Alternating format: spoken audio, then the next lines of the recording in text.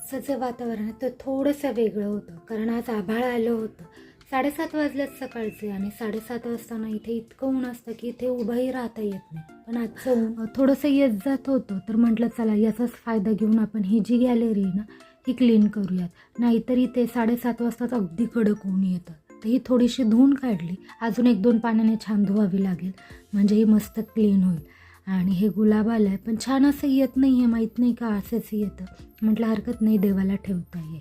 त्यानंतर आज संध्याकाळच्या जेवणात बनवायची होती कैरीची कढी, तर इथं मी त्याचंच प्रिपरेशन करत होते.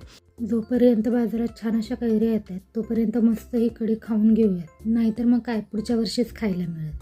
आणि हो, आजपासून मी ना एक 100 डेजचं चॅलेंज घेतलं आहे स्वतःसाठी.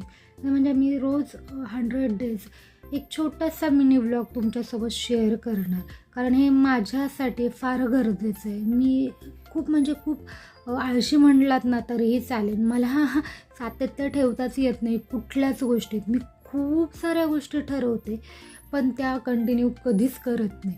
त्यामुळे माझ्यात स्वतःत बदल जर मला घडवायचा असेल ना, तर मला वाटतं हे करून पाहायला हरकत नाही. जर जमलं तर वेल अँड गुड, नाही जमलं तर पुन्हा नव्याने सुरुवात करूयात, हरकत नाही.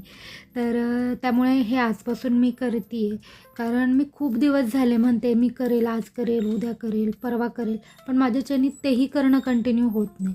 म्हणून मी आज ठरवलं आहे, कारण मी आत्ता जसं पाहिलं आहे ना गेल्या 1-2 महिन्यात मी बऱ्याचशा वेळेस करते आहे. माझा जो गॅप आहे तो फार कमी होतो. त्यामुळं म्हटलं चला आता ही वेळ आहे की आपल्याला ही गोष्ट करायलाच हवी. अजून बऱ्याचशा गोष्टी आहेत त्या मी तुमच्यासोबत पुढे शेअर करेलच. आणि आज जेवणात ही मस्त कैरीची कढी, भात आणि काकडीच होती.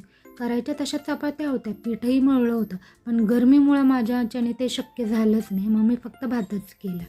आणि त्याचसोबत आज ना मी गोडासाठी जे डेझर्ट असतं ना आपल्या जेवणानंतर खाण्यासाठी, त्यासाठी हा चीजकेक बनवला आहे आज पुन्हा.